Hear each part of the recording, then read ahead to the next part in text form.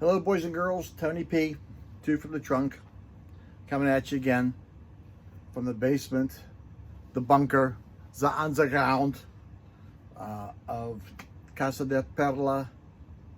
Two from the trunk, me. This video is for Jeff Whitcher. If you don't know who Jeff Whitcher is, I will put a link to his channel. He has a 1,000 subscriber contest. Now he's past 1,000. Jeff Whitcher has an excellent channel, great sense of humor, very knowledgeable about music. He's very humorous. He has a great wit, and you'll love his channel. I will leave a link below. But he has a contest because he reached 1,000 subscribers. And in this contest, you are to tell who your favorite band is and why. He wants you to be passionate. I had a tough time. I didn't know who I was going to do. I mean, geez, I like the Beatles. I like the Moody Blues. And you know, I did think that it doesn't necessarily have to be a band, even though he said band. I mean, every singer has a band of sorts. Some people have singers. Some singers have bands who go on to be famous in their own right. You know, I like the Moody Blues. I like the Steppenwolf, Jethro Tull, Van Morrison, Aerosmith. I had a tough time trying to figure out who. All right. Enough of that stupidity. Linda Ronstadt. Linda Ronstadt is my favorite all-time recording artist. Lead singer of a band. One time the singer of the Stone Ponies, and that's how her and I met. Not physically, audibly. I think I was around 66, 7, 8, somewhere around in there. I was in junior high. I was walking with a couple of buddies, and I said to them, "Did you hear the new song out by this group called the Stone Ponies? It's called Different Drum." And they said, "Yeah, they really like that." I said, "Boy, I fell in love with it." And thanks to Thomas Pelham for the CD of the Stone Ponies. Unfortunately, Different Drum is not on that one. I don't have that album. I have Different Drum on a couple different compilations, but not on that one. And the first time I saw her, and I want to say, I think it was not, I might be mistaken, it might be the Johnny Cash show. Saw her, you know, physically, and I fell in love. I mean, who couldn't fall in love with Linda Ronstadt? And she was just tremendous.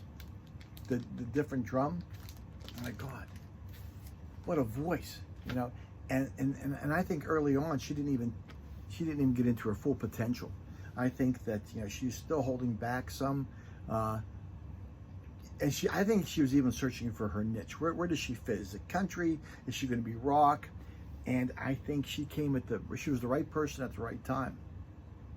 And what I mean with that is, as she was getting out there, country rock, you know, was coming about. And I think she propelled that genre of music to the forefront. You know, let's face it, you know, guys like her and the Eagles and so on propelled that genre. I mean, the first album I have of her, you know, this was Homestone. If you see younger pictures of my wife, she looks exactly like her. Well, kind of like her. She had the hoop earrings, the long hair, the hip hugger bell bottoms. Oh, back in those days. This is her first album, also homegrown. More countryish than anything else. She came out. Now this is where she really does look like my wife.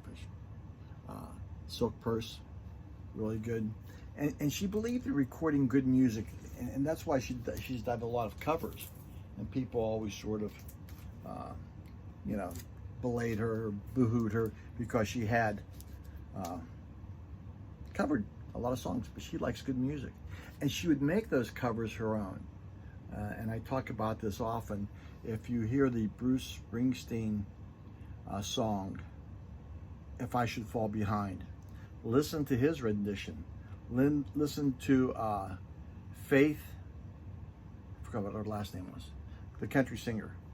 Faith Hill, I'm sorry, Faith Hill. If you listen to her rendition, then listen to Linda Ronstadt's rendition. And then you tell me who you think's the best.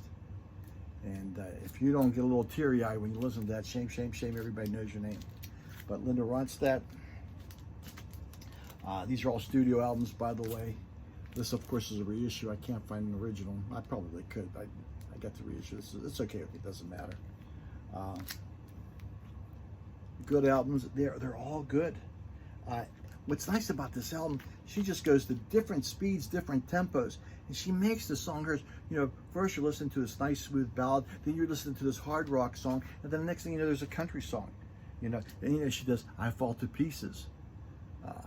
My God, you know, holy mackerel!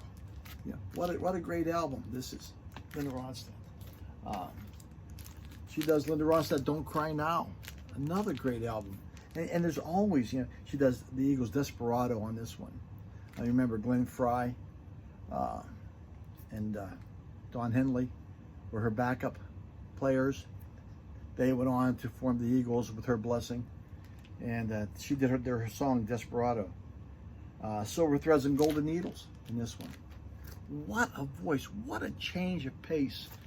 Even within the album, even within the songs. Living in the USA. This is one of my favorites. Living in the USA. She does "Ooh Baby Baby" on this one. Her version of the Chuck Berry tune, "Living in the Back in the USA."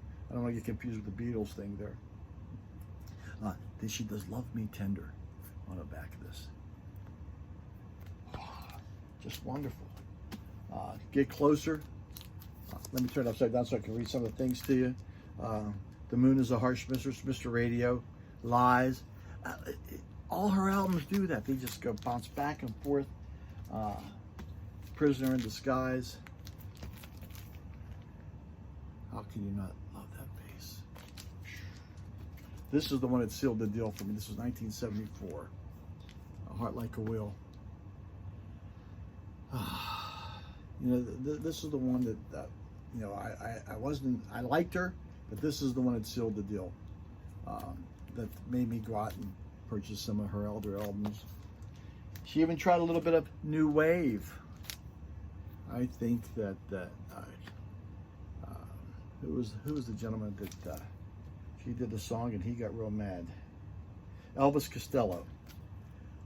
She did them her way. He did not like it. He criticized her about that. She was going in a different direction what he thought the song should be. And she made it her own. He got a little bit mad. Later on, he apologized to her for doing that. But Linda Ronstadt, and if I'm wrong on any of this stuff, you can correct me. I don't care. This is the album cover I fell in love with. Simple Dreams. Beautiful. But like I said, she could cover every genre. She went from new wave from rock and roll to country. She even, along with her friends Dolly Parton and Emmylou Harris, the trio. But you can't see that one. Again, all good songs. A lot of covers on here, but they're fantastic covers, and they harmonize. So she can do harmonies with almost anybody. As a matter of fact, if you look, I have a CD of her called Duets. Look at that cast of characters she has on her. Okay, you know, Anne Savoy. If you ever hear "Adieu, False Heart," that's a good song.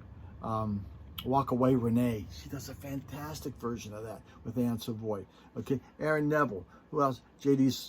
Souther, was her boyfriend at that time. Aaron Neville, Bette Midler, Frank Sinatra. She could sing with anybody. That's what makes her fantastic. That's what makes her great.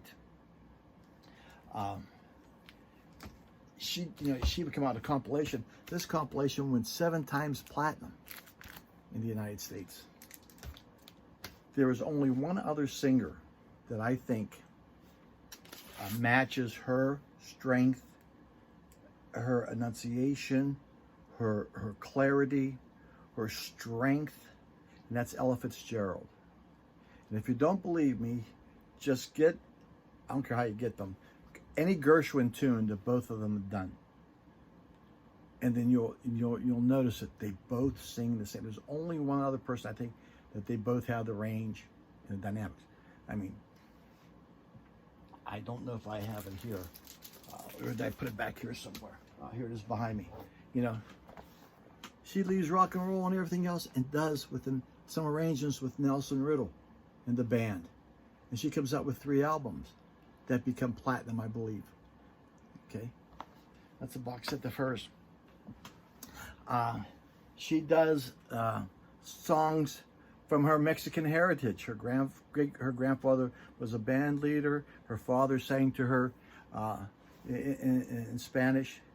And she had the highest, was it the most selling? The highest selling non-English language album in American history. Canciones de mi Padres. Okay. She did all those. Okay. That is what I love her. She does good music. There's not one album of hers that I don't like. Okay. So good. She even came out with a CD of lullabies.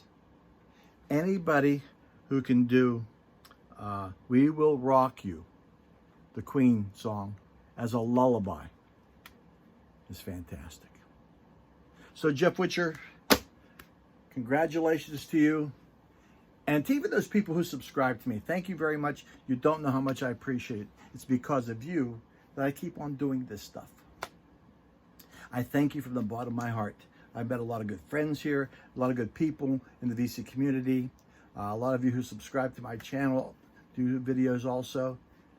Thank you for sticking around. Thank you for subscribing. Jeff Whitcher, again, congratulations, 1,000 subs. God bless you.